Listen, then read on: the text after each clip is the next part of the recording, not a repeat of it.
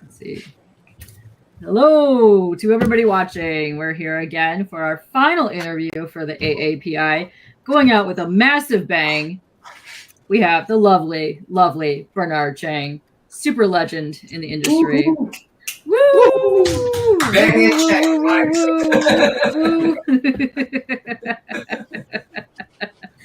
So, hello, Bernard. Let's Good see. evening. Yes. How are you today? What day is it? Good question. I'm not sure. We forgot too. I thought it was Wednesday. Thursday. Yeah, it's almost Friday for me, so I really have no idea what day it is. Yeah. Year 2024. Okay, how's that? I'll take it. You're in the 21st Not century. really. No. Year of the Dragon. How's that? Year of the Dragon. That could be a number of years as well. So. Oh, we got lots of people in the chat, right? But let's say hello to the panel real quick. Right down below me, we have Otaku. What is up? What? So excited for this conversation. Yes, very exciting. We also have returning with us Ryan Otagawa. Hello, Ryan. How are you? Hey guys. Hi. And last but not least, we have the lovely and adorable NammaN, aka the Worm. What's up, Worm? How are you today? Hello. Okay. We have a lot of people hitting us up in the chat already. Lots of people that you know. Lots of people in here. Oh, perfect. Yes, I like it. Okay. So, wow. You're looking great. What are you drinking there, Bernard? Seltzer water. Seltzer water. Oh, those are good. Perfect. Okay, so the people that are joining us right now, in case I don't know you, would you like to introduce yourself? You are the legend. I don't know if we have enough time for you to do all of your introductions. I know you're just artist galore. Who, me? Yeah, you. Yes. Wow. Bonjour. Je m'appelle Bernard. I am a professional comic book artist for Marvel and DC Comics. I've been drawing comics professionally for the past 32 years. So I started when I was 20, and if you did the math, you could figure out how old I am. It's an honor to be here with you guys. K-pop I've known for a few years now, and everybody else I might have met before. I'm sure. I think Ryan. I think we might have met before. I think just on your Twitch, but not in person. I don't think. Okay. Yeah. So, what do you guys have planned? I mean, this is I came in at the right time, especially the viewers here. Hopefully, this is a double header today. You guys had John earlier, right? Yes. And We sure did. now you guys got me to end the month. So End the month. We're going out in a super bang for real. yeah. Yeah. And then you guys had my buddy Sean on. We Was did. it last night or the night before? That was last night. Yep. And Oh. he's actually in chat right now. And he says, guys, part cord at his fart counter okay. already. Right. You know. Yeah. Got a couple people in chat. Let's say hey real quick. GT. We got Kev. Because there's a bunch of people in here that you know. We got Locke. What's up, Locke? Hey, Kevin P. West up in the chat. What's up, Kevin P. West? You actually got to meet him. We got Promiscuous Time Traveler is in the chat. Wildstorm is in the chat. What's up, Wildstorm? Michael. SCCG. Yes, he says he hopes you Dr. brought Midnight. enough ass napkins. Yes, hopefully you did. Well, how do you know I don't have one already in place? I'm already assuming you do. Anytime I see you, the first thing I think of is ass napkins. That's literally where my brain goes because you do tell the best ass napkin stories in the comic community. This is for sure. What's up, Rick? Yes, Kev. Oh, perfect. You might just be loading up. I think that might be what it is. I hear. That's perfect. Oh, yes. You just recently had a birthday. So happy birthday, Bernard. Woo! Yeah. Yes. We won't make It you was- reveal your age. It was Sunday. Well, I'm an old guy. A couple more years, I can retire pretty soon. Oh Sure. snap! Hopefully. I know we're all getting up there. It's really it's Yeah. shocking when you look at your age. You're like, oh, so that could slow down. What's up, Michael? Then we got Joe. What's up, Joe? Hey, Joe. Yeah, Kev. I don't know. You're probably gonna have to tune in every Tuesday to figure out if he's gotten any more fart stories. But okay. So that's the end of it. That right now. But man, you have been so super busy the last couple of years. You had the Monkey Prince run, which was really, really, really popular. I know a lot of guys on the panel want to have some questions about that, but there he is right there. It's lovely. Yeah. Sonogong. That's how Korean pronounce it. Sonogong. That's how the Koreans pronounce him? Yeah. Oh, nice. That's cool. Sonogong. Yeah, you did a great job at that. I like how you Thanks. got his personality super, super nicely done. What? Wait a minute. Your birthday was Saturday, Kev? Wait a minute. Oh, wow. Happy birthday, Kev. Happy I did not belated know birthday, that. Kevin. Yeah. We're birthday twins. You are Birthday birthday twins. Yeah. Kev so Kev has also been in Bernard's stream for many, many years as myself, but yeah. That's how we He made me draft a whole bunch of Detroit Lions a couple years ago. So Did. That's right. He already dropped it in the chat. Go Lions. That's right. Oh, it's this Saturday. Oh, okay. Well, happy early birthday, Kev. I haven't watched Gemini twins. The first. I haven't watched Detroit Lions since Barry Sanders thing. So Barry Sanders was good. They're pretty Yeah. good this year. They They got a did good pretty tight good end. this year, yeah. Yes, we actually did pretty good, and I'm expecting even better results next year because we are super amped up in the city for our football. Which I know you're a big sports fan as well. You like the sports. I watch a lot of sports. I try to play in some sports. Not a lot of comic book artists are or sports fans. I mean, they might dabble a little bit, but typically art and athletics don't really mix that well. Yeah. So, yeah. I played basketball in college at Pratt, Division III school. Nice. So a lot of people, even that went to Pratt, didn't even know we had an athletics department. It was one of the top two primary reasons why I went to Pratt, actually, because they had a Division III program and they played. We played against NYU, MIT, Wow. Columbia, all the local area, New York area, Nice. Northeast area schools.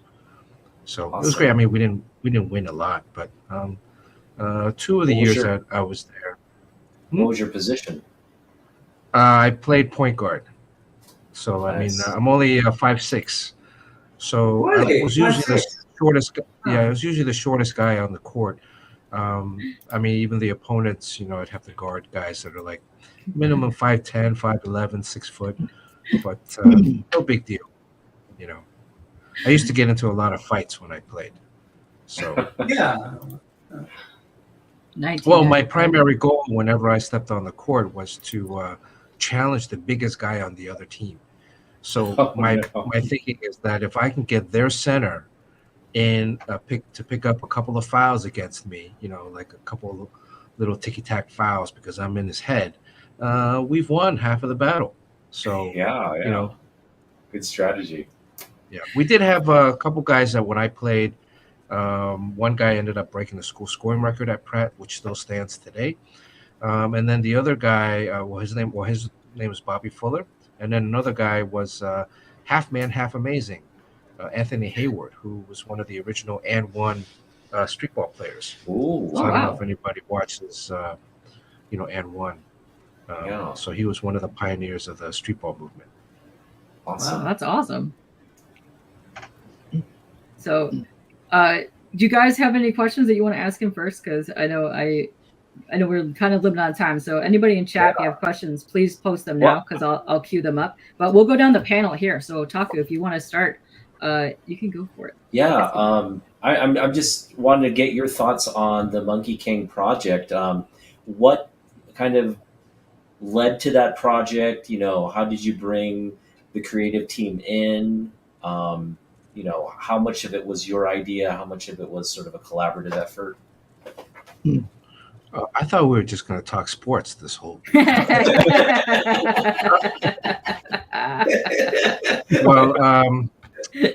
Well, the Monkey Prince started with our editor Jessica Chen. Jessica had been at DC for a while. She had also worked on the new Superman, which was written by Gene Yang, and so I had done the variant covers for that series. And but I met Gene. I knew about his. I knew of his. I read American Born Chinese when it first came out, so I was very familiar with his work. And it's always like you get a little weird, like going up to someone and say, "Hey, I really want to work with you," or sometimes at conventions, like the conversation will come up if you get to hang out with them a little bit. But Gene was always very elusive. He always had a crowd of people around him, and it just felt weird, like, hey, walking up to someone, hey, I want to, work with you. So Jessica contacted me. I think it was 2019, and she said that she was asking for my availability to work on something. I had just wrapped up Teen Titans, and I actually had started working at Marvel on a couple projects there, and she asked if I was available, and she wanted to kind of pair me up with Gene on something. Nice. And so it was an instantaneous. Oh yes, yeah, let's do something. And then she said, how do you feel about Sun Wukong, Monkey King, Xi Yoji, Journey to the West? And I was like, wow, that's right up my alley. The story. I'm sure a lot of you here have heard it before. When I was a kid, I used to read a lot of manga, manhua. I grew up in Taiwan. My family immigrated to the States when I was 6. And so when I was in Indiana, that's how I got my sports stuff, from Indiana. I would go with my mom to the supermarket or the drugstore, and I would, while she would do the shopping, she'd park me at the comic book rack, and I just read like one row of comics every week. And so I was really, taken to like Batman, Spider-Man, all these American superhero comics. And then my dad saw that I was enjoying these, new stories, new comic books, and he was like, "How would you like me to introduce you to a Chinese superhero?" Cool. And so I was like, "Yeah, sure." So he had his friends from Taiwan send him Journey to the West. It was like a thick ass book. And this back then, this is like late 70s, so there was no pictures in the books, and no translation.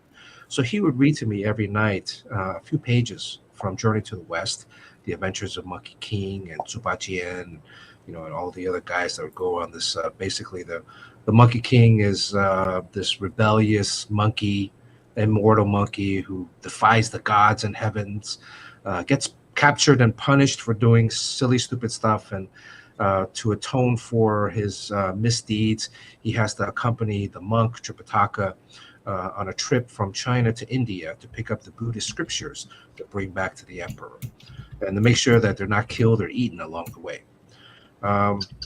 So I would go to sleep dreaming of these adventures, and what Monkey King or Zubajian or all these different guys were going through. And a little bit of the sad part was, eventually my parents got divorced, and my father initially never finished reading Journey to the West. Oh, no. To me.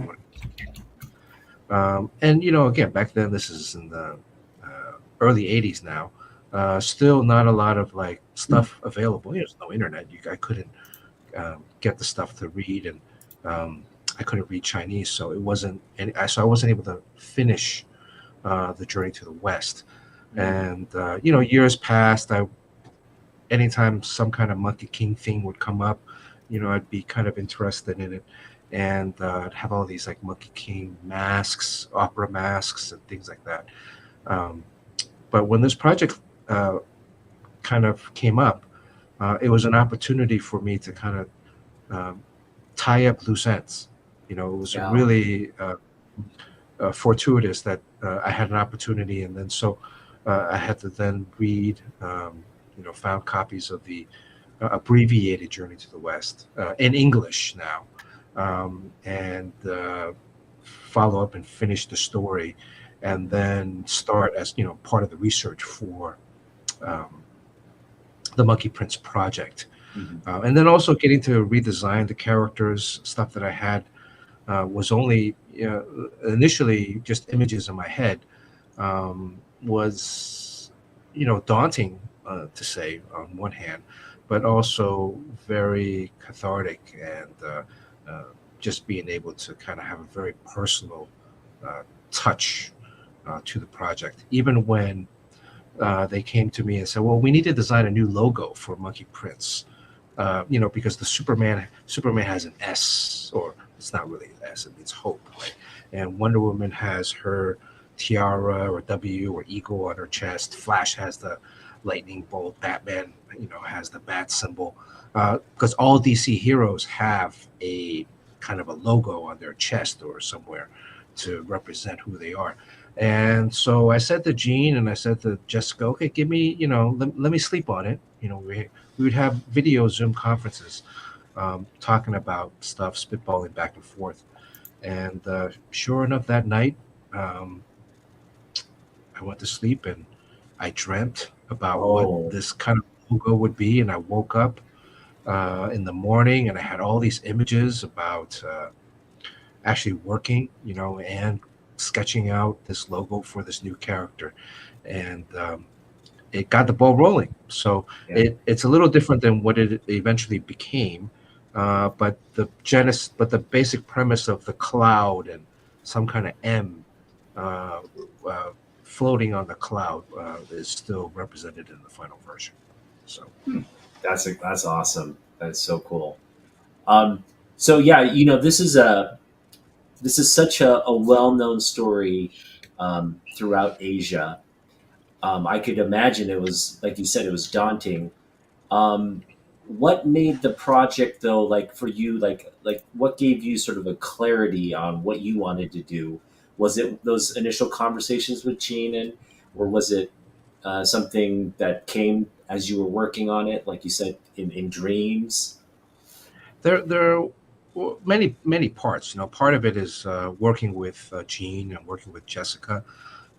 Anytime in comics, it's a very collaborative medium, and so it's.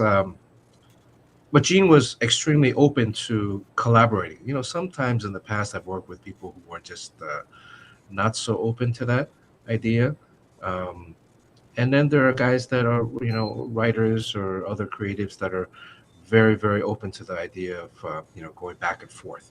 And so the first thing was just, trying to have a good working relationship or communication between myself and Gene. And, the Gene obviously is also an artist. So he had a lot of stuff that he had already kind of sketched out and, in his style. And, for me, it was to go back and kind of research, dream, kind of figure out what kind of stamp I wanted to put on it from a creative perspective. The discussion often came up as how close are we tying ourselves to the original material? There's going to be people that are going to complain that this or that doesn't match exactly, literally, word for word translation from the original Journey to the West. And again, because of my lack of Mandarin reading skills, I'm only able to, get from the English translated abbreviated version. So there's going to be nuances that are going to be, and also part of that was watching a lot of movies and other stuff that had already been out. There's, Journey to the West is probably the most adapted property next to the Bible. Yeah. So, and most of the versions are not true to the original. That's a great point. Yeah. I mean, there's always certain deviations, especially the movies, that came out. They combine or mix, and even so. The question is, like, when you're tackling such a huge project that has so many roots and so many fans Mhm. that either love one thing or the other. Where do you put your foot on? Where do you stand, and where do you plant your flag? Mhm. You can't satisfy everybody, and certainly there were, I think, critics of the book when it came out because of one thing or another. It's not. I mean, look, I used to read X-Men when I was young, and comic books is a thing where you're in your head, you're creating the voices of all of these characters. I don't know how true that is today, because now there's so many movies and cartoons out. But back in the 70s and 80s, none of the I mean, there was a Spider-Man movie, but there's no X-Men stuff. There was a Spider-Man cartoon, but it was only like it was every Saturday, so once a week. And so most of the stuff that you're reading in comics, you're making the voices up for the characters, and you're making the sound effects. And so I remember when the X-Men cartoon came out, or even when Wolverine showed up in the Spider-Man and His Amazing Friends, and I was like, yo, that's not the Wolverine voice that I had in my head. Can you give us a Like, little hint of what the Wolverine voice was in your head? I don't remember. I just remember like, yo, that's not the voice that I had. And like, I think the cartoon animated series, he was like Australian or something. And I was like, I thought this guy was I Canadian. think that part of the X-Men one was the pilot one. Uh-huh. I think it was Australian or something. Yeah, like a Australian outback kind of. And so It's huge and it completely it completely took me Yeah. out of like what my initial love for these characters were. But it didn't like deter me from watching. I still watched it eventually and eventually adapted. But so there's a little bit of that. Well, there's a lot of bit of that, right? And then at some point, again, with designing the characters, designing the uniforms, always trying to do proper research, but not mimicking or copying one-to-one what's been done before, and having my own kind of flair to it. Like Princess Iron Fan. There's been a lot of different versions of her. Red Boy, there's a lot of versions of him. And so with Iron Fan, I thought, my main design motif or party was to use kind of like a butterfly that had flown too close to a flame. And some of the wings had a little bit of holes that were burned out. But still sheer, still beautiful and delicate, but also having a little bit of kind of not danger, but something that is not exactly pristine. And so so a lot of love and a lot of effort went into designing of every character. And again, you can't satisfy everybody. The goal wasn't to 100% mimic or copy what's already been done before. I mean, if you want that, you can go read Journey to the West. It's something that we wanted to be able to kind of stay within the same neighborhood, but put a little bit of our own, a little bit of a modern flair to it. Yeah. No, I think this is incredible IP for DC, and we really love this project because it so represents this month, which we're celebrating AAPI Heritage Month. This project just represents is what we in our community want to see more of, right? And thank you for putting all your hard work into this. I want to focus a little bit now on your Taiwanese roots. I know you do quite a bit of like travel back and forth. You seem to have a tight connection with Taiwan. Can you talk about that? Expand on what that connection means for you. Well, so I was born in Montreal. My parents had met in Taiwan. They went to Taiwan. They grew up. They were born in China, mainland China, Dalu. And then after the Civil War, their families had moved to Taiwan. They met. They got married. They moved to Montreal. And that's where I was born. But before I turned 1, my parents moved back to Taiwan. My father was a professor of chemistry, ended up teaching at a university just outside of Taipei, Zhongli. And so we lived there until I was 6. And then my father got a job teaching chemistry at Purdue University in Indiana. That's when we immigrated to the States. So Taiwan has always been a big part of my life, my initial life. I'm actually not a Taiwanese citizen. I'm actually Canadian and American citizen. But I still go back now. In the last few years, I've been going back. I actually have a small apartment there. I still have my mother's there, a family there, and my girlfriend's there. So it's and Taiwan over the years, I when we moved here, I went back a couple of times. One of the times I went back when I was 15 for a summer camp. They have like the Love Boat in Taiwan. This was similar to the Love Boat, but not the actual Love Boat. The actual Love Boat is, they had a government program where they would be open to ABCs, American-born Chinese.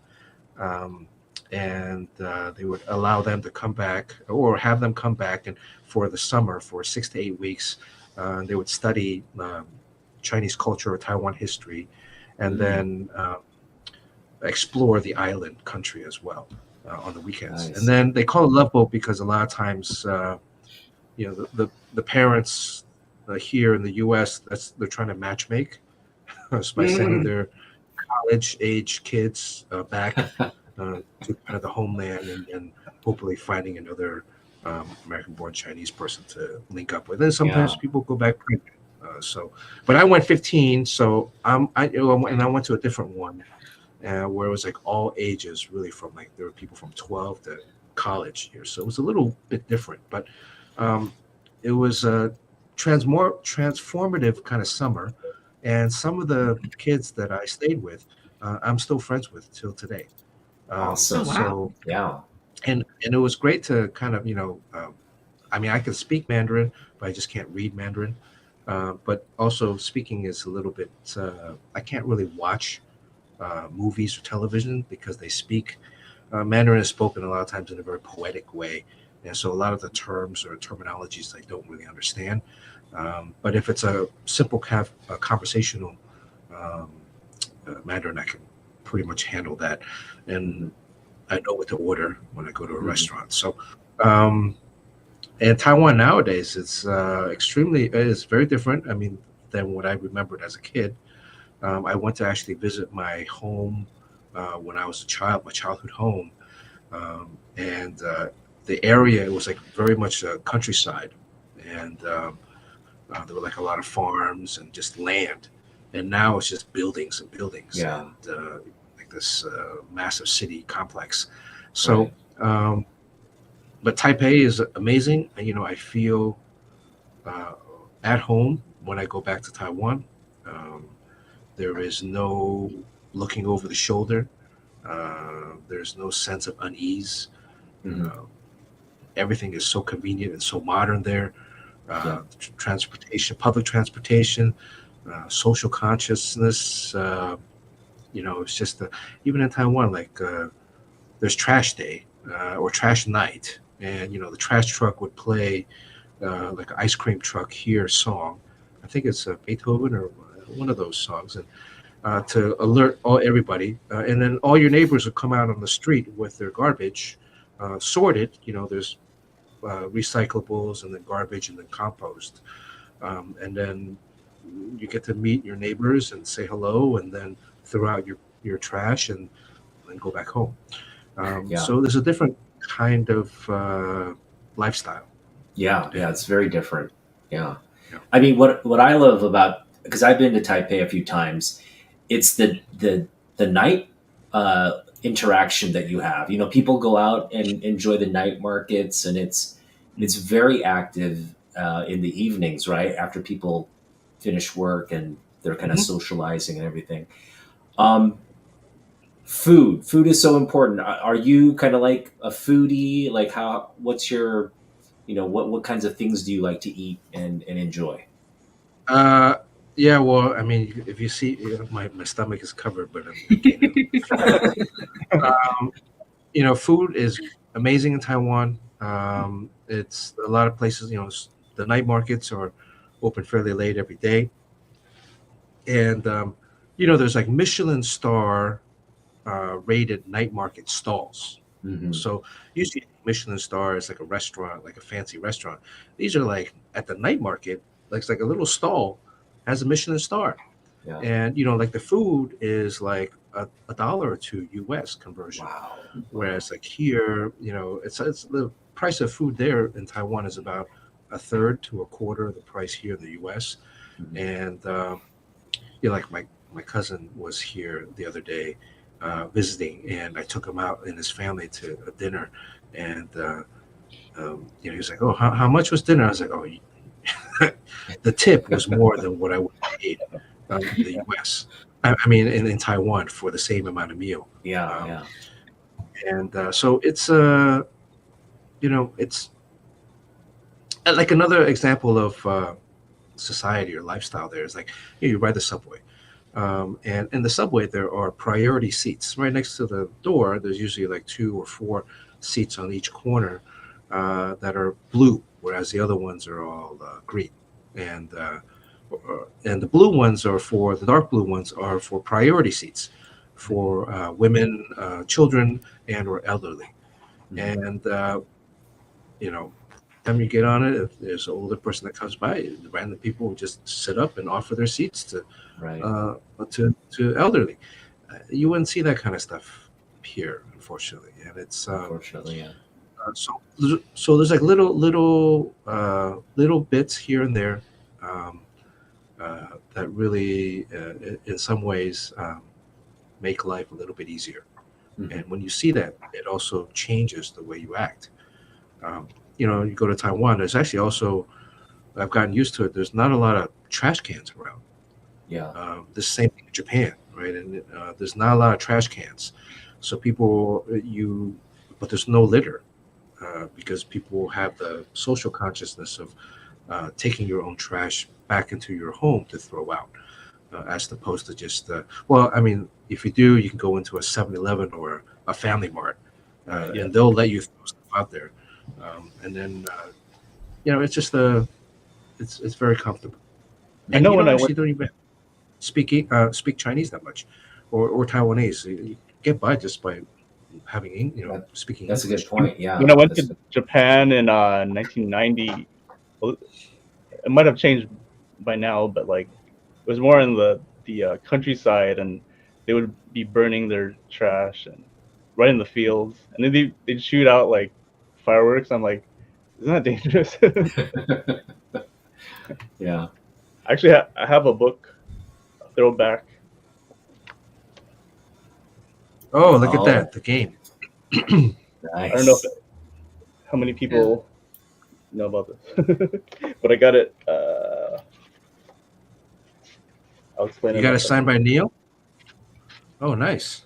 Neil and Mystery. Look at that. Yeah, he was at some. Well, for those who don't know the game, you might have remembered. I think he had a show, right? Mystery, but well, I guess to preface it, like, I feel like this stuff kind of helped me, like, get a wife eventually. do you know? Do you know David D'Angelo? Do you remember that guy? I met him once or twice. He dresses up as Wolverine, right? And is that the really? guy? No, no. Maybe no. He had another like program, but well, basically, I was like struggling. I had a crush on a girl and stuff like that, and then, but I just totally crashed it, and I just needed to figure things out, and then all this stuff came about, and taught social dynamics, right, and everything. Oh, right. And then so I bought this and got into it. I'm flipping through it, and I'm like, yeah. Oh, Bernard drew like the in between. Sweet. So I did all the artwork in the book. Not Nice. much. I mean, it's really just Yeah. the chapter headings, and then And then this one too. there's a few small pages in there. Yeah, and then Ooh. Neil and I collaborated on that. Oh, what's that? Wait a minute. What's that book? We need to focus on that for a second. How to make money like a porn star. Yeah, so he's the one that interviewed, was it Motley Crue? Oh, Yeah, okay. Neil, great guy, super intelligent. He, for the game, I met him through another buddy that I met, Cliff Dorfman, here in L.A. Life is funny. It has many twists and turns, and people that you meet. The Chinese have a term called yuan, and it's loosely translated to destiny, but not necessarily. And you can use it to mostly. It's used for meeting people, relationships, or friendships, and so you do bump into people in your life. And there's a particular purpose or meaning for some of that. So, I met Cliff when I first moved out to LA, and Cliff was an actor and a writer. And he reached out to me a few years later. He's like, "Hey, Bernard, I'm directing, I'm starring in this short film. Can you help me storyboard it?" Because he knew I drew comics. I was like, "Yeah, sure, no problem." So we met up, and then he's like, "Okay, I'm partnering with this guy, Neil Strauss." And Neil is this famous New York Times writer. He's been a ghostwriter on a lot of autobiographies. He had written the Marilyn Manson autobiography. At the time, he was working on the Jenna Jameson autobiography, and some other, the Dave Navarro. So a bunch of different biography. It was a New York Times music critic. So having met Neil, he saw that I drew comics. He's like, "Hey, I'm writing the autobiography of Jenna Jameson." He was wondering if I was interested in maybe helping lighten up a little bit of the story or the book itself by drawing a few chapters as comics in comics format. So I was like, "Oh yeah, sure," and I actually got to meet Jenna Jameson at a photo shoot. Because we had to talk a little bit about what the story was going to be, and then so I met him while he was still researching and in the middle of writing the game. So Neil was like, "Hey, why don't you meet up with me at this club, and we'll grab a drink and we'll talk." And John Paul Leon was actually, I saw someone mention John Paul in the chat. John Paul Leon was actually hanging out with me on that trip that one time. And so we went to this nightclub in Hollywood, and we're like, "Well, where's Neil?" I mean, it's dark, and all of a sudden from like down the hall, I see like a couple of guys, one guy with a top hat and like this big boa like fur, outfit, and just one like, "Well, who the hell are these guys? Who are they? Who do they think they are dressed like that?" And one of them ended up was Neil. So, oh shit, so we started talking, and then we hang out, and then afterwards we went to the house that's in the. They call that peacocking, right? Peacocking. Peacock, Yes. like how you dress and how you appear. I mean, a lot of it is like social dynamics, which is if you think about how you meet kind of your significant other or person that you're dating. Sometimes people have a kind of a natural knack, but then other times they might not know what to do. And like the book itself was actually, I thought, very helpful in breaking down certain kind of things in almost a recipe format for guys or regular guys that can kind of understand. Like if you go to any place, not just a bar or a club, but anywhere you go, it allows them to give them a little bit of confidence. I would say even like especially like analytical type of people, or like like you have to you just to like in your head, so you have to like analyze things down and break it down. But because you don't really do that often. Yeah, even at work, like a lot of times, when you're at work, you're trained not to like socialize too much, right? Because also then you get fired or whatever, and it's just not HR will come knocking on your door. So there's not really a lot of opportunities to engage in meeting or talking to people. Now, some people are gifted in a sense that they have the gift of gab. They really know how to talk, and that might be their talent, or that might be something that they grew up kind of just being very comfortable talking to strangers. But for other people, especially like artists or computer people or analytical people, they're very much in their own head and their own world. And so when they're exposed to kind of a public social environment, they're not really sure what to do. But they just have like Disney movies and you're like, oh, just be nice Right. and be Prince Charming, but that's not really reality. Yeah, It and comes up that was needy. the same story. Yeah, and that was the same story with Neil. Neil, he was a New York Times music critic, also wrote for the Village Voice, and he knew all these rock stars, and he would hang out with them backstage after the concerts, and all these girls would be there, and he would see how some of these other guys would treat them like very poorly, and he was thinking, okay, well, I want to be the nice guy, but then he would always end up in the friend zone, and so he was just like, what's going on? He's always in the friend zone by trying to be the nice guy in certain situations, and so then he got an assignment about I think an editor. If the story is correct, I think the editor said, there's this secret society of pickup artists. There's these guys that kind of go around teaching other guys how to interact or how to talk to girls, just strangers. A lot of it is more sales tactics. And so he went undercover and infiltrated, this kind of secret society. He had like a nickname, or his name was Style, and Style. he would, that was his code Style. name. And then he would go out and he met with. It's kind of like Bruce Lee, where Bruce Lee went and studied with all of these different, martial arts experts, masters. He went and studied from all of these different pickup artists, and there's one guy. I think that's David D'Angelo, where he's like David D'Angelo, like, you got to be cocky, you got to be super confident, Funny, and then, cocky and funny. right. Yeah. And there's another guy that's like, oh, you got to be super funny. If you tell jokes, mysteries also has certain things. He has like magic tricks, or he has different things like very mysterious.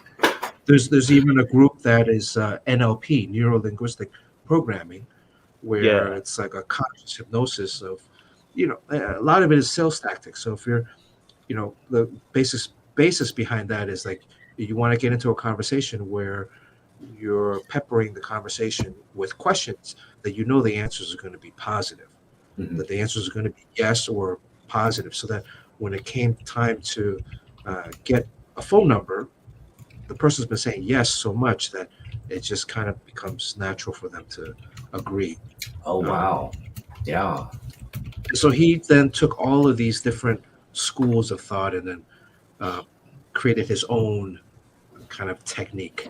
And he became like so and then there was like message boards where these people would go and they would type about their exploits. Or tonight I went out and I talked with 10 different people and I got 2 numbers. Wow. Okay, so I joined some of those, and that's basically how I met my wife.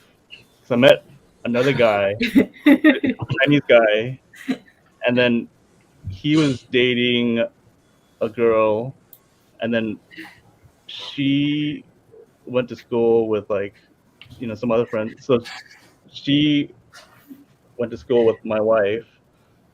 So we were hanging out and everything. So it was a direct correlation to like all the stuff. And that's also that's an example of like social proof, where like, because your friend already validated you when you met your wife initially, there was already a sense of, oh, okay, well, if this person already knew you, then you must be okay. Yeah. Right. And so a lot of this was also like, if you were to meet or walk up to a random stranger, what would you do? Like, how do you create this kind of social proof? How do you create an environment where you can actually spend time so that they can get to know the best you? Because when you're at a bar, I mean, K-pop, I'm sure you know if some guy comes up to you, there's going to be like a social, like a defense mechanism, like a wall, like what does this person want? And I think anybody, like if a random stranger comes up and starts talking to you out of the blue, like you're like, oh, what do you want? Exactly. How do I get out of this, right? And so there's these kind of pre-programmed social norms or behaviors, and so how do you kind of go around that so you can then spend more time to get to meet and get to know this person? It's also about like not coming off needy. So it's like if the person's over here or something, you might not want to come directly. You might just kind of talk. Side, right? How they say, right? That's like, that's directly. Then it's like right. I mean, if you want to talk about this instead of basketball, this is also keep up about stuff like this. Apparently, most of the guys in the chat need to read this book because they have no game and need to figure out how this is working. So this is good stuff for the comic book. Right. Yeah, Ryan brought up a good point. Like, so part of like what happened with Neil was he broke it down into a step-by-step process. So if you guys read the book, it's not really a how-to book. The second book is more of a how-to, and then the third book he talks about the abusing this power that he had. Eventually, it became. And they had programs and stuff too. I had like some of the videos and stuff.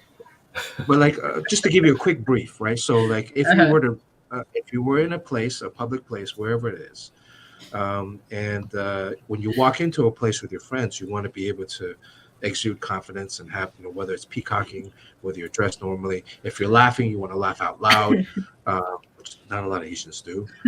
You want to be able to kind of create a center of interest. Now, if you see someone that you're attracted to, you need to walk up to them in the first 3 minutes to talk to them.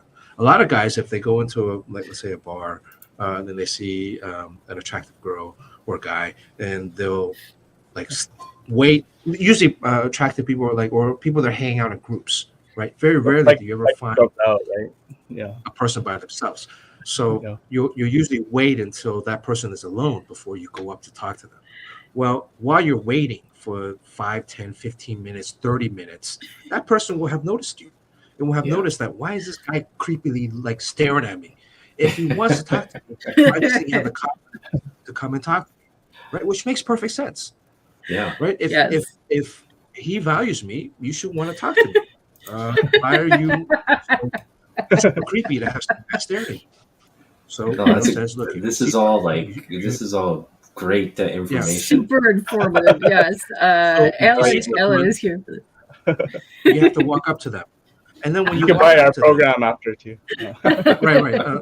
They charge thousands of dollars for this information. So when you walk up to them, you don't want to walk up like shoulder to shoulder, right? Because shoulder to shoulder, now you're confronting them.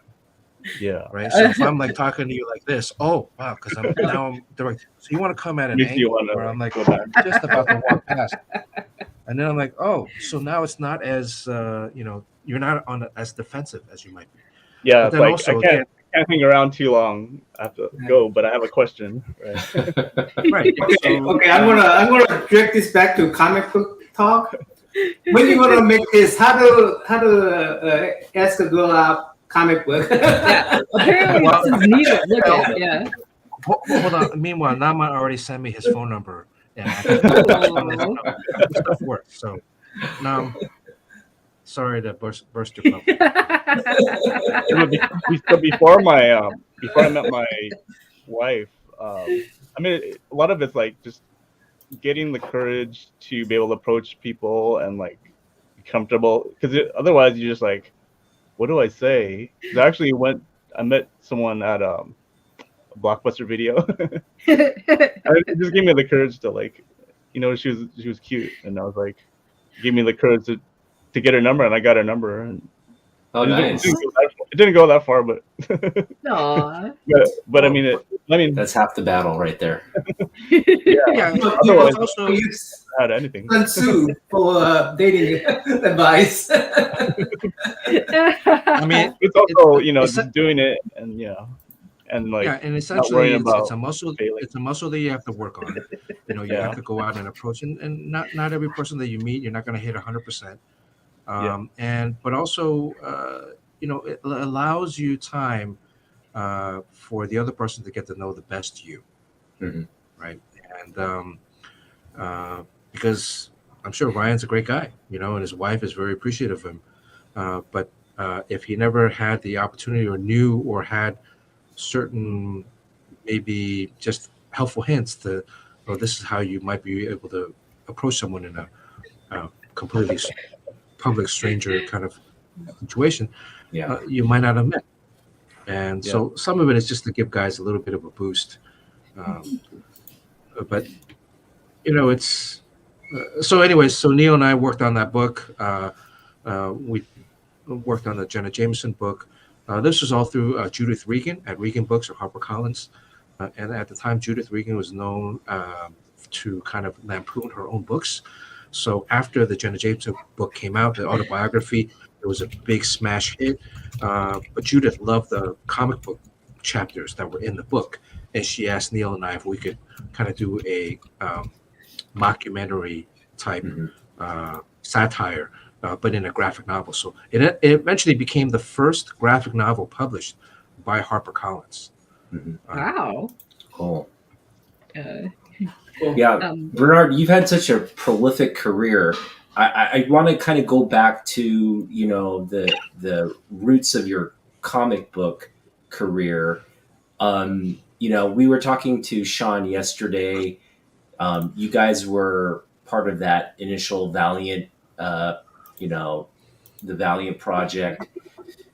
And I asked him yesterday, kind of, what was that culture like? Did you guys realize, that you were kind of revolutionizing comics at the time when you were starting, or do you look back now and think, wow, we actually, you know, got this company off the ground that really transformed the industry? Like, what are your thoughts on that, on your initial, and also your relationship with Sean?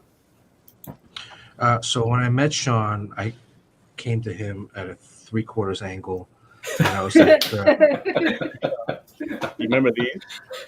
oh my. "Oh, Valiant Vision, Valiant Vision." Yeah, no, it was it was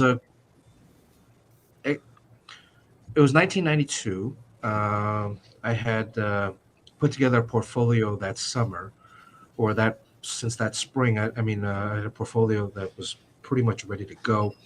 I was at a class taught by Michael Davis, who's one of the founding members of Milestone. This was a class that he taught at his own home, like a mentorship program. They had a group of kids, college kids. John Paul Leon, my best friend from high school, was part of that class. John Paul got me into the classes. All the kids were SVA students. I was the only Pratt student. And Michael had gone to Pratt. So he took a liking to me. He said to John Paul and myself, you guys need to come out to San Diego for Comic-Con. And he'll show us to all of his contacts, or take us to all of his contacts and show our portfolios. And then also that summer, he told us that Milestone was about to launch, and that John Paul and I were up for as the two finalists to draw Static. Initially, Michael was going to draw Static, but he eventually said, "Look, it's either you or John Paul are going to draw Static." So John and I went to San Diego. We showed our artwork to everybody, waited in line. This is back in the days when you carried your black portfolio with you. And then every booth, Marvel, DC, or whatever other publishers, the editors would be there. The editors would have a small table, and you just wait in line. And, whether it's like 10, 15, 30 minutes, 45 minutes, you wait in line until it's your turn. The editor will flip through your pages, and if they liked you, they collect samples. If they don't, thank you, maybe give you a couple pointers. On the last day of the convention, this was, I think, only 3 days back then. Sunday, we're about to fly home to Miami. The Valiant booth was right next to the exit, and all that weekend I had been hearing like Unity this, Valiant that. I'd never heard of them before. I didn't know anything about them. I just knew about Marvel and DC, and so I said, "Hey John, let's just wait in line here and show our work." Barry Windsor Smith, oh, that's Bob Layton. So, okay, sure. It didn't hurt. So Bob reviewed my work. He was like, oh, this is great. When you come back to New York in the fall for fall semester at Pratt, give me a call. I'll have some work for you. So we left. We went home. Showed up in Miami a month later. I'd redone my portfolio, redrawn all the pages based on comments that I got from editors. I walked into Milestone. Initially, they right after San Diego, Michael called me and said that they had decided to go with John Paul to draw Static. So I was a little crushed. You know, it was sad. I mean, I've been trying for about a year to break in, and just met with rejection. And I thought I was ready to go. And then so close, yet, you know, another rejection. But then, you know, I thought, well, this is my best friend getting to work on this book. You know, I got to be happy for him. You know, both of us started at the same time. So, you know, buck up, don't let it just keep going. It'll happen. If I keep pushing, it'll happen. Mm-hmm. So, Dwayne McDuffie, so, you know, after I dried up some few tears, I called John and said, hey, man, congratulations. You know, I heard you got the book. I know you're going to, you know, kick ass on it. Anything I can do to help you, let me know. You want me to help out, like doing some backgrounds or whatever, I'm there for you. And so Dwayne had said, okay, look, we'll probably have maybe a backup story for me to draw when I got back to school. So that first week I went up to Milestone, met with Dwayne. Dwayne was like, sorry, we don't have anything for you right now. Maybe like November, December, if you want to come back then, because we're busy preparing the launch of the 4 books. You know, Milestone launched with 4 books: Static, Hardware, Icon, and Blood Syndicate. So again, another rejection. And so I walked down to the street. I think they were on 14th or 23rd. I forgot one of those. And there's a payphone there.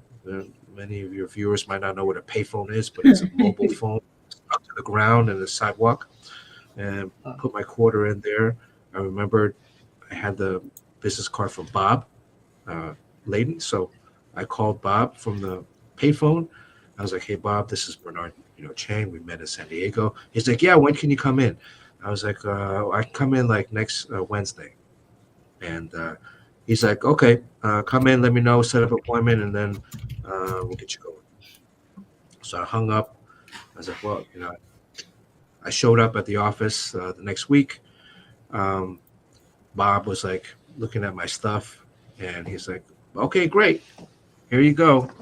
He reaches into his desk. He pulls out, a plot. He's like, all right, here's your first story. I got the perfect book for you. You're going to draw the first fill-in issue of Archer and Armstrong. So, here I was thinking like, oh, this guy's going to pull me around again. Like, like I've been pulled around this whole time. But, Bob was true to his word. And he's like, you're going to be the first artist to draw Archer and Armstrong besides Barry. Barry's been drawing it. He's on an issue like 5 or 6. You're going to draw, I think it was issue 9. And he's like, Barry's over there in that office in the by the window. Go over. Hey, Barry, this is Bernard. He's going to draw your fill-in issue. Teach him how to draw Archer and Armstrong. Wow. So I'm like, whoa, what? Wow. So I go into the office with Barry.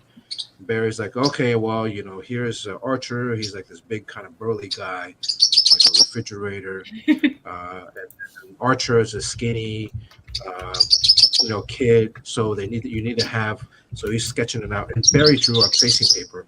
So you have these rolls of tracing paper and blue pencil, and he's going. So, and then he's drawing the characters, the face, and the bodies, and he rips it out. He's like, all right, here, kid, go practice. And I'm holding it. Nice. Shit. So I handed it back to him. And he's like, did you sign this? Did you sign this, please?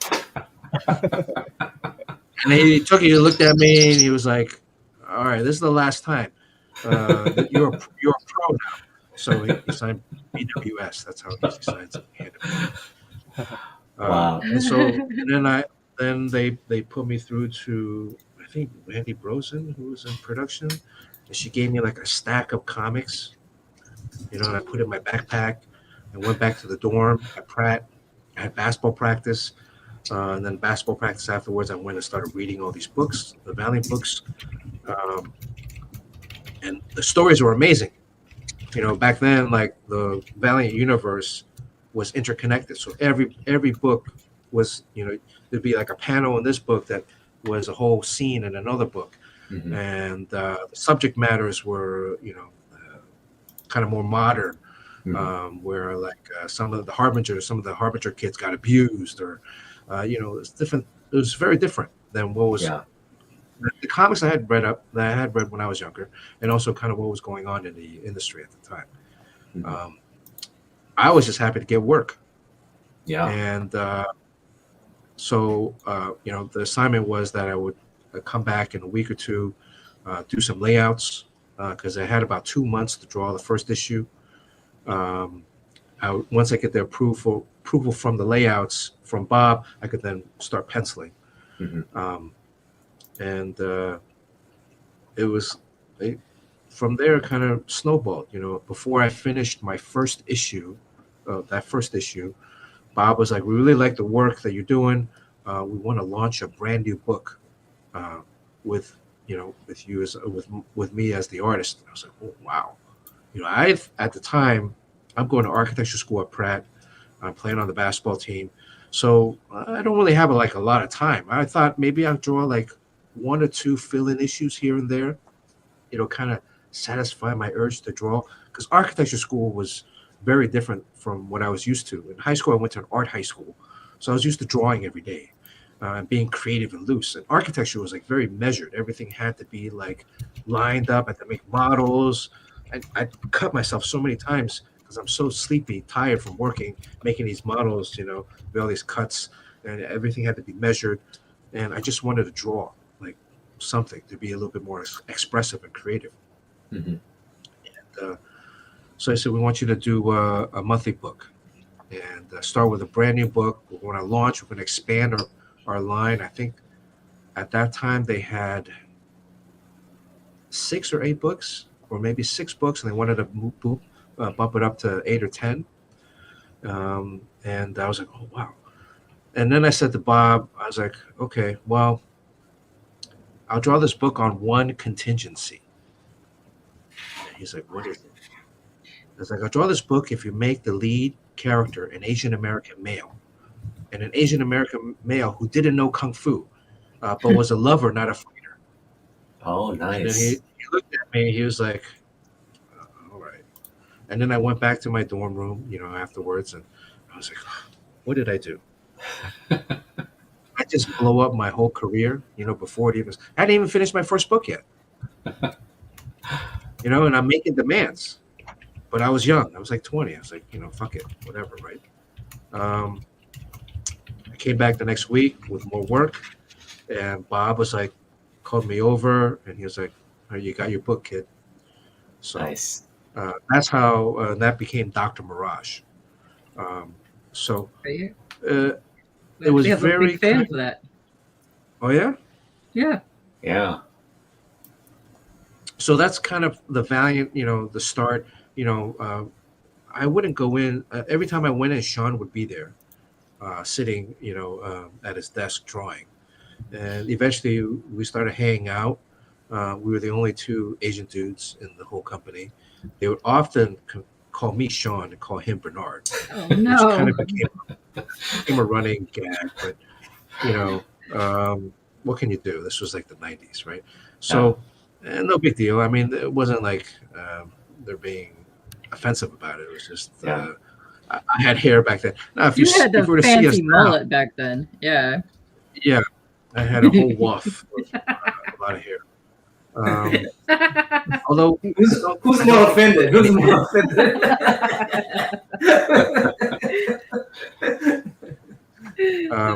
But Sean and I, we would go. We work. I could usually get in there in the afternoon, late afternoon, after class.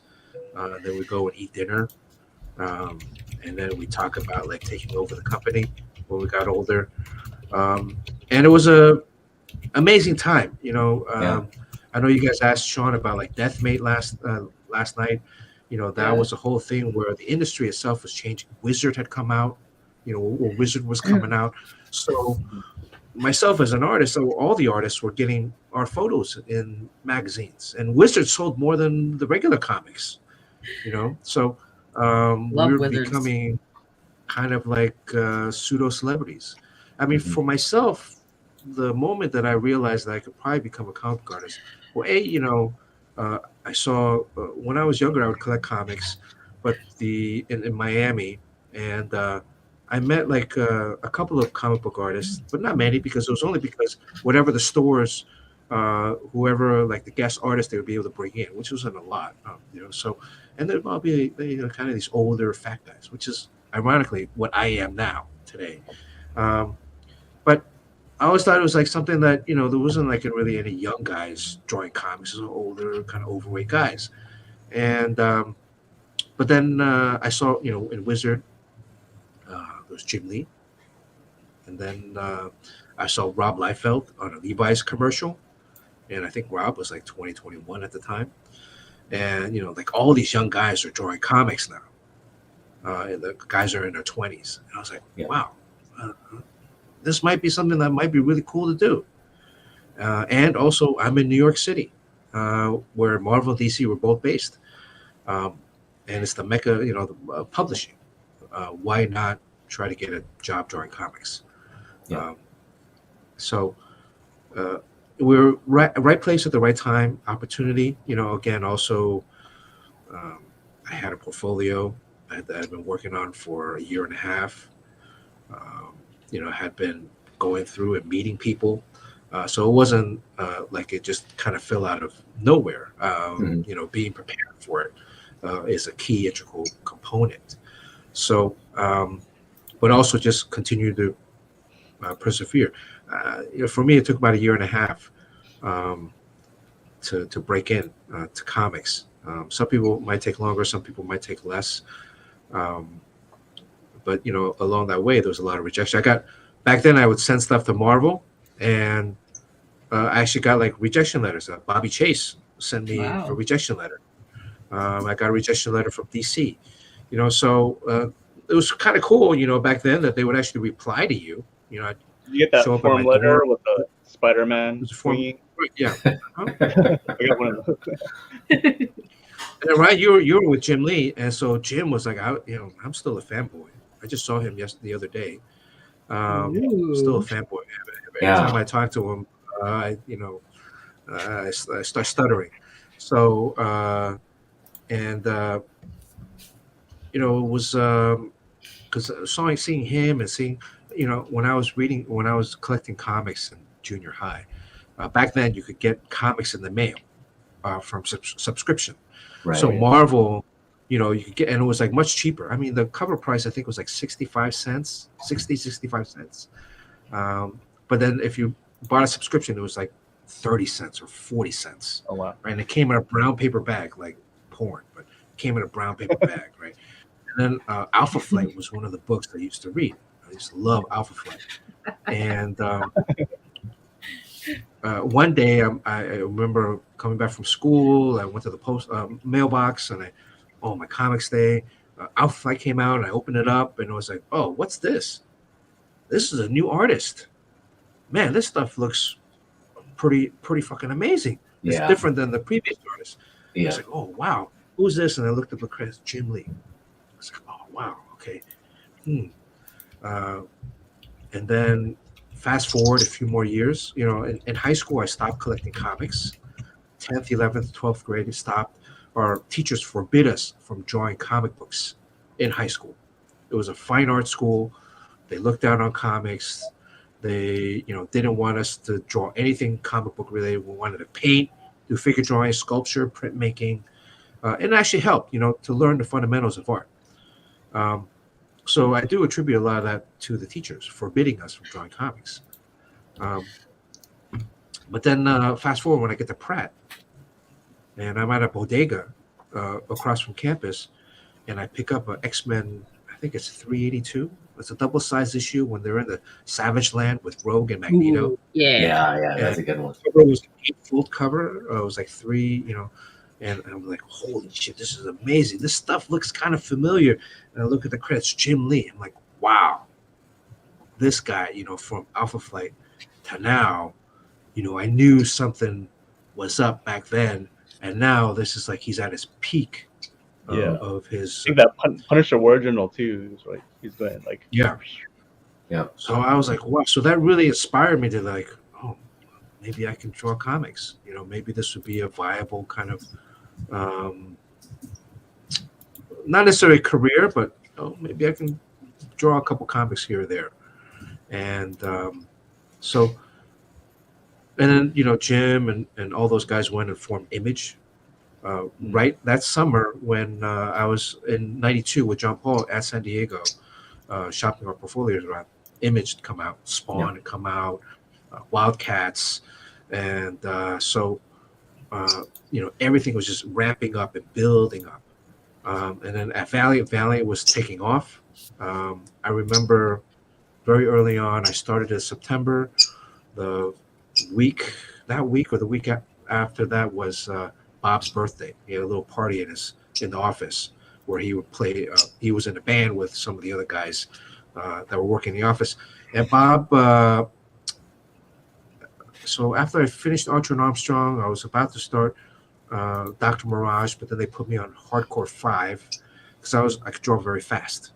Right? I mean, part of it was, again, training from high school, figure drawing, painting, and all this stuff. So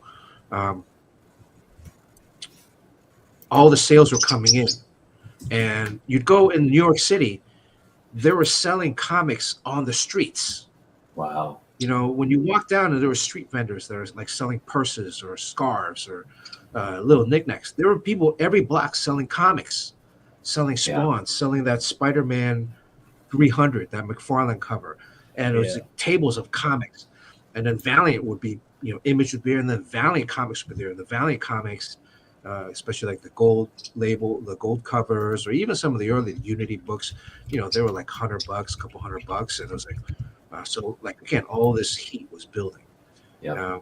And I remember specifically, I think around October, November of that year, Steve brought everybody in. Steve Mazarski, the publisher, and he's like, "Look, we're taking off. All of you are making a lot of money." Sean, I don't remember if he revealed how much he made on Rye Number 9. He did not, but Sugar Sean, I know. Yeah, it was a lot of money. And Rye Number 9, probably the highest selling number 9 issue of any run. He made enough to buy maybe a house back then from that one issue, right? And so, or at least put the down payment on the house. And so Steve brought everybody in. It's like, look, the industry is going to be a boom right now. You're gonna have a lot of money coming in at a very short amount of time, but don't spend it all. Don't go and start buying cars and stupid stuff, because it's not going to be around forever. Mm-hmm. And but do be cautious with your money. But there is going to be a lot of money coming in. Some guys listened to Steve, some guys didn't, so at the time I remember thinking to myself, wow, Image is so hot now. They're challenging Marvel and DC share. We're kind of right on the cusp with Valiant. My book hadn't come out yet, but gearing up. They had put me on a lot of stuff to kind of promote me. They had signed me to a 4-year exclusive contract by then, before the end of the year. So they offered all of us like an exclusive contract, and because they didn't want us to leave, right? Because all the Image guys left Marvel. So and then people were there would be people that would call and asking, if we were available or like trying to poach. Mm-hmm. So Steve was like, look, we need to sign these people to these artists, young artists and writers, to an exclusive deal, because if we're going to promote you, we don't want you to build up our career name. They don't want us to like fly off to another company, which made sense, right? Yeah. I'll probably do the same thing. Yeah. So We all signed deals. Got a little bit of a bump, page rate, and the rest is history. I mean, Yeah. Deathmate came the next summer. That summer, 93, that summer. Um, there was a vibrancy in the office. I remember Jim Lee came to New York to visit with J. Scott Campbell. J. Scott Campbell, his book hadn't come out yet, but he was like Jim's, protege. And we went and tried to do like a little team bonding. So we went and shot pool. Awesome. And so here I am playing pool with one of the guys that really inspired me to kind of pursue this comics thing. So I'm just living a dream. I'm like, oh, wow, having the time of my life. 2021. Yeah. And actually, you think about it, like that year is my third year. Architecture is a 5-year program, so I was actually going to graduate in 4 because I had front loaded a lot of my classes. But then I said, okay, I'll spread it out. And but that third year, I had my best year. Really, like all guns were cooking or firing. Nice. My best year, well, not my best, but like my basketball, I was actually playing. My first 2 years, I basically rode the bench most of the time. My third year, I was actually playing. That year, we had a 12 and 13 record, the best record Pratt had in like 20, 30 years. Wow. And that was the first year of Half Man, Half Amazing joining us. And so You need the basketball was, yeah, he is. And I mean, the basketball was going great. The comics was like taking off.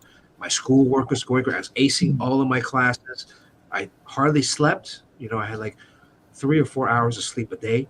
I was drinking a lot of Diet Coke and Diet Mountain Dew.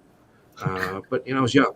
I would sleep whenever in between breaks. I remember we'd go on a bus to away games. I would sleep on away games on the bus right there, catch whatever I can, whatever Z's I could get.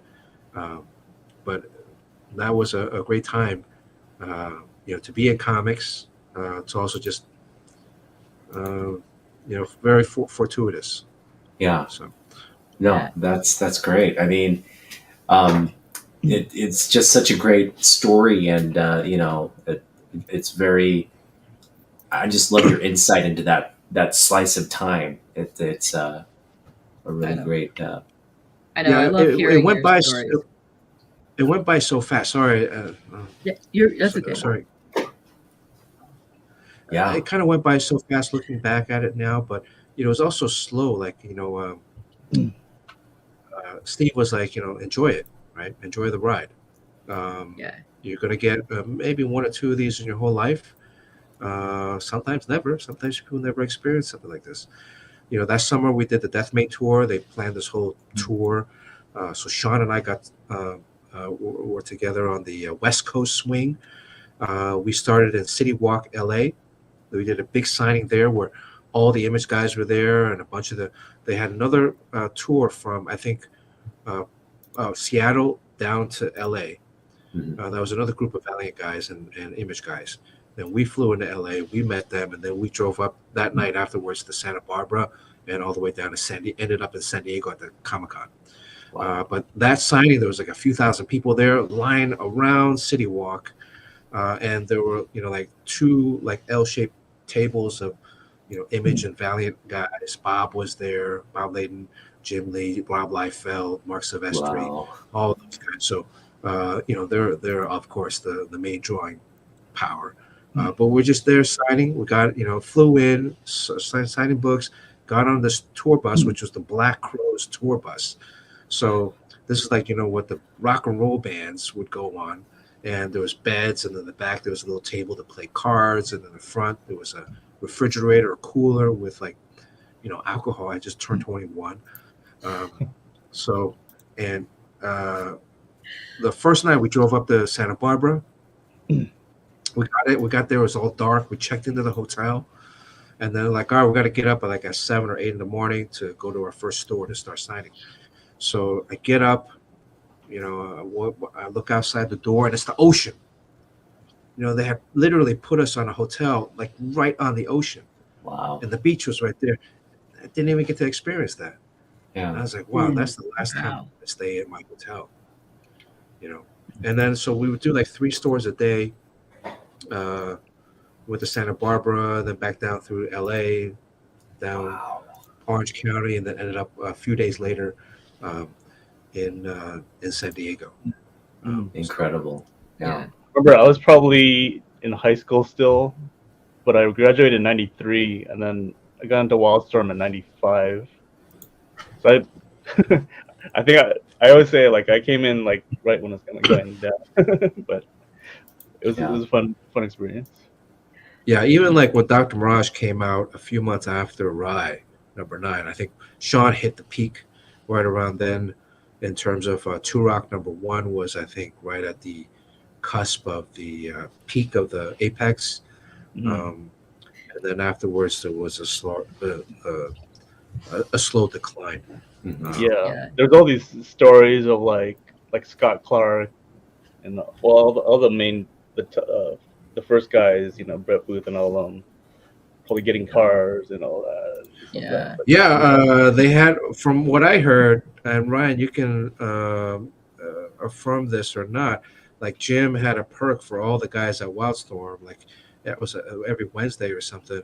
You guys had free car washes. Like you would. Oh, I missed that. That was before my time. And so everybody would like park their sports cars. They would drive the sports cars in, and they would get free car washes. That was one. I had a Dodge van that would be like but then it's like it goes like this fast. I mean, I know, Ryan Benjamin, he was in Miami. Yeah. He moved out to San Diego. Dustin Nguyen, who lived in Long Beach at the time, he would drive down to Wildstorm Studios and work. Eric Kennedy, I think, yeah, and Eric Kennedy. So, I mean, there was a real kind of like, and it was all young guys. So every San Diego, when we signed that exclusive deal at Valiant, Steve was like, all right, all of you should get, here's a list of lawyers. There's like 3 or 4 lawyers. Here's a list of lawyers for you guys to go with. And I had the bright idea of not going with any of them and bring in my own attorney. And then I think I got a little bit more than everybody else, but I asked for a free trip to San Diego every year. And then every year we'd go to San Diego, I would meet up with the Image guys and we'd play basketball. Oh, nice. On the roof of the convention center. This was before they expanded, so it was only half the size. That was connected to the Marriott, which is the main hotel. And then they had a half-court basketball court. So we would go there, I think, Friday night and play basketball, play a couple games. Eventually got to the thing where got to a point where Fraga and Marat Michaels, Dan Fraga, they found like a local gym. So we would go and drive out to the local gym and play a couple times. So and guys would come down like Jeff Matsuda and a bunch of these other guys would come out. Chep Yap, we would all play. And even when I moved out to LA years later, '96, I still linked up with Jeff and Chap. And they played at this church down in Orange County. I think it was every Monday night. So, they let me squeeze in and we'd play pickup. Even when I was working at Disney, I'd drive down just to play with those guys. Wow. Incredible. Yeah. I'm going to interrupt just for a tiny bit because we're almost at the 1.5 hour mark. And I know you wanted to cut out kind of early. I know. I'll invite you back. We can have another one later on in the year when your schedule kind of slows down a little bit, because I know these guys love you and everybody in chat loves you. And you were so much fun to hang with. And if you guys don't know, he streams almost every Tuesday. Are you going to be streaming Tuesday? Yes, next Tuesday, definitely. Perfect. Oh, yes, bring your belts. Oh, world champion sketch battle. Look at you. This is the belt that I won in Morocco last week. Sweet. Who did you beat for that belt? Are you going to tell us on Tuesday? Well, I beat Mr. Chen. You beat why he's looking Chen. Is that why he's looking right now?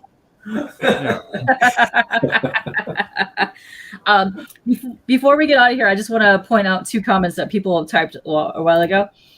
J-Man actually had a cutout early, and he just wanted to say that Monkey Prince is awesome. Did you like any of the live action Monkey King films or any of the animated stuff? Because there's so many throughout the decades. They're so much fun. Yeah, there's a lot. I mean, I didn't watch anything ever in its completion, so I'd watch bits and pieces of it here. Some of it was whatever I get on YouTube. Um, so I wasn't trying to get too influenced by any one particular project that had already been done before, but to try to get a sense of what's out there already, and also just trying to see what we can cook up ourselves. Yeah. And I think that's what's really vital to your character too, is when you see the character, you could immediately know who that is and recognize that character. But you put such a good spin on him that's so unique that it fits in comics. So you did a fabulous job for that. And you gave him such that personality and that spunk that he has that everybody adores. And that's been so fun to see that since you guys been doing that series. And this I want to highlight because this is completely awesome. And it has to do with what we're talking about. And Tate says he honestly has to say, comic book aside, the AAPI live series has been incredible for learning about all these beautiful cultures. Thank you to NammaN, Otaku, Katie, and all the amazing guests. So yes, I want to super say that as well, because it's been such a blast getting to know everyone on here and hearing all the artists that we've never met before. Like Alan. Alan's been popping in our chat. Locke has been popping in our chat. And I love that. You guys are all connecting. Yeah, and I just want to thank Bernard again. Thank you for being so generous with your time. I know we kind of went over, but hopefully we'll have you on again and we can talk more, because I think we didn't get to talk enough about all the stuff you've done. More pickup tips next time. Yeah. Yes. Sorry guys. I mean, I go off on a tangent on some of these things. That's okay. You're completely fine. But also, if you have questions that you left in chat, hop on his chat on Tuesday and ask him there if you missed any questions if they're today. So go do that. And before we pop out of here, Bernard, do you have any cons or any appearances that you're going to be coming up at? Albuquerque, New Mexico. Anybody there? Duke City Comic Con in June. Where's Las Cruces? Where's Las Cruces? Every stream he goes live from New Mexico. There you go. That's your chance to go say hey. And then I think New York Comic Con and NC Comic Con are the ones that are confirmed for now. Okay, perfect. And CJ is gonna go. We'll get another sketch from you like he did last year. I do have to push my Heroes Con for you next time. Because Heroes Con is something that a lot of comic book community YouTubers go to Heroes Con. This year we're going over, I think over 50 to 100 YouTubers are going to Heroes Con. So it's becoming a tradition that we do this every year. So please next time try to schedule in Heroes Con. I tried scheduling it this year, but then the Duke City offer came in before Heroes the same weekend. So hopefully next year. I've been meaning to try to get back to Heroes in Charlotte, right? And I mean, Sean and I used to go along with JP and Tommy Lee and Trevor Goring. We would go there every summer for a while, and it's a great show. It's a great comic book show. Yeah, and a lot of YouTubers on it. So I'm looking forward to that sketch battle. You doing that every Tuesday, or is that something yearly? On the stream, we train. So I have to thank everybody that's been watching and participating because they've been helping me train. And then usually at the conventions is when there'll be like a sketch battle. But I see. Yes, but what Nam was talking about is Battle of the Sketches. So Battle of the Sketches. That's what I want to participate in. That one's kind of on break. So hopefully you guys will bring in that back soon. Now that you guys are both stateside, it's like a monthly challenge / test your drawing skills. You get a theme. Each one is a different character, and then you just kind of paste it all over the place and tag them on Wednesdays. And they pretty much retweet every single person that shares something. It's amazing. Yeah. Go check it out, guys. Kevin's trying to rub in about football. I know he is. Yeah, he's got to come in and give one last dig. I know. Get a zinger in there. Got it. All right. Wouldn't be Kev. Thank you again to the legendary Bernard Chang. Yes, thank you for making this month great, and we wish you all the best as you continue to create these wonderful works. Yes. Yes. Thank you so much. This has been better, guys. Thanks, Yeah. Chad. Thanks. Don't end it yet. Tomorrow, grand finale. Boom. We will have a 2 to 6 hour stream. Have a rotating panel. Everybody will coming back saying, hey, whatever. Maybe some people that haven't met with us this month just want to come say, hey. We'll be doing giveaways throughout the stream, so come check us out tomorrow. What time is that? 6 p.m. Pacific time? Pacific, yep. 6 p.m. Pacific time to at least 2 hours or more. I'm going to just leave it open. Yeah. Or more, so just leave it open. Yeah. You're welcome back, Bernard. Woo-woo. I could probably make a little bit of that, but I have a meeting at 7:30, so I have to leave around. Yeah, 6:40. you can make it 5 minutes, 10 minutes. It would be awesome. Just drop in. Yeah. Yes. All right. Thanks, everyone. In streaming. Thanks, guys. Bye, guys. Thank you, everybody.